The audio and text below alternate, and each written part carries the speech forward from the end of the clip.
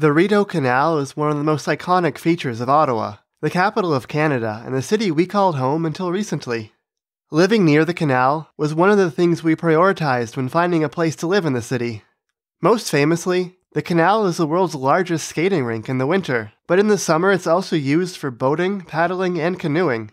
And year-round, the multi-use pathways make the canal one of the most important cycling corridors in the city. But this year, the canal is making history for all the wrong reasons. 2023 is the first season ever, since the Skateway was officially opened more than 50 years ago, that the canal won't be open to skating at all. Because we know a lot of people are missing this quintessential winter experience, normally open from January to early March, we thought we'd take you on a tour of the Skateway recorded last year, and tell the tale of how it almost got turned into a highway. We start at the end of the canal, near Carleton University, so that we can do the full 8-kilometer skate in the direction of downtown. The whole trip took about 50 minutes, but if you're a proficient skater like a lot of the kids around, it shouldn't be too hard to beat us. The canal killer this year has been the weather. The skateway only opens with 30 centimeters or about a foot of good quality ice, which requires 2 weeks of frigid temperatures consistently well below freezing that we just haven't had this year. A report from 2005 predicted that the skating season would gradually shrink because of climate change, but this year is worse than even that trend would have predicted. Our first landmark is Dow's Lake, which has a whole other section for skating that would be, on its own, a pretty enormous skating rink. There's also the first of many rest stops, where people buy things like hot chocolate as well as beaver tails, a Canadian pastry especially common in tourist sites in Ontario and Quebec. Continuing on, we go under the Bronson Bridge, between the neighborhoods of the Glebe on the left and Old Ottawa South on the right. The Rideau Canal is actually a really good example to bring up in the winter cycling debate. How is it that so many people are shocked at the idea of biking in the winter, even in milder conditions, when they live in a city whose claim to fame is that it welcomes 1.5 million people each year to skate outside in the literal coldest few weeks of the year? As we venture under the Bank Street Bridge, the story you've been waiting for. Ottawa considered paving the Rideau Canal to provide a convenient expressway downtown, according to a book by a former city councillor that explains that the expressway would have actually happened if not for the canal being owned by the federal government.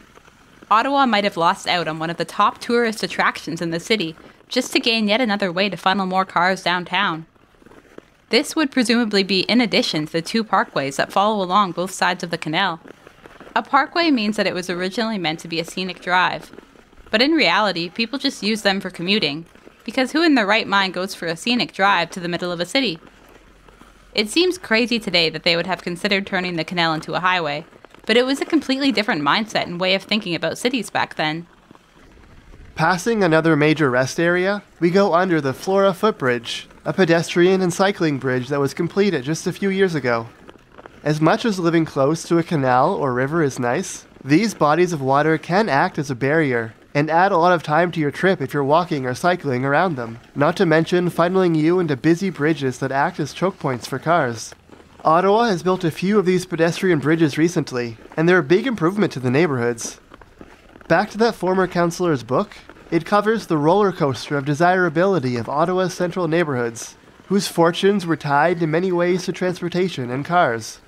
In the 30s and 40s, neighborhoods like the Glebe to our left were desirable streetcar suburbs, but alongside downtown, they went into decline as the streetcars were ripped out, and the streets were re-engineered to prioritize car traffic. Turning lanes went in on every corner. Sidewalks were narrowed. Informal public squares became interchanges for cars and trucks. People and businesses quickly began to abandon the old parts of the city. By the 60s and 70s, these neighborhoods and their homes were dilapidated and considered undesirable, and the main commercial street, Bank, was caving in on itself with empty storefronts. This is the very different context in which the city became interested in turning the canal into an expressway.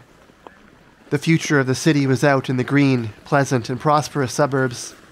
It was slash and burn in the oldest parts of the city. As we pass under the Pretoria Bridge and then Highway 417, our story continues. After the 1970s, the fortunes of Ottawa's central neighborhoods changed a lot. In the glebe, they introduced traffic calming and successfully defeated roadway expansions, like the plan to extend the 6-lane monstrosity that is Carling Avenue straight through 8 blocks of houses. And of course, the opening of the Canal Skateway in 1971 was a big boost to the area. In winter, the canal that separated Old Ottawa South from the glebe and had been regarded as nothing more than an inconvenient ugly ditch was suddenly transformed into something beautiful. To have a house close to the canal in the wintertime suddenly became a desirable thing. For the first time since anyone could remember, house prices along the canal started to climb instead of fall.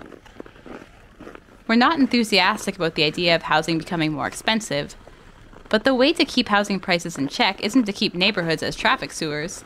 It's to legalize more housing construction to allow supply to match demand.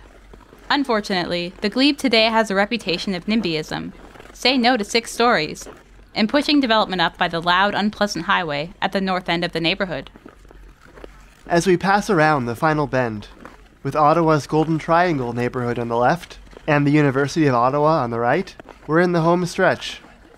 As far as we're concerned, the big lesson of the Rideau Canal, on top of the fact that Canadians do not in fact need big metal boxes to brave winter weather, is that choices we make about transportation have enormous impacts on the desirability and livability of different neighborhoods. A neighborhood's fortunes can rise or fall, depending on what transportation infrastructure we decide to build and where. The glebe and other central neighborhoods of Ottawa were built around streetcar access. Then they went into decline as the streetcars were torn out, and the city was remade to prioritize car traffic from the suburbs. There had to be more reasons for the rebound than just the canal, but it's very clear that if an expressway was built, these neighborhoods would today be worse places to live. Louder, more dangerous, more polluted, uglier. And they wouldn't have this wonderful amenity. And of course, once the expressway was built, it would be taken for granted. After a few years, people would have a hard time imagining the space being used for anything else. Turning the expressway into a skateway would be considered an unfair and unjust war on cars. Thanks for watching through to the end of the video. Don't forget to skate if you can, and subscribe. And a special thanks goes out to our supporters on Patreon.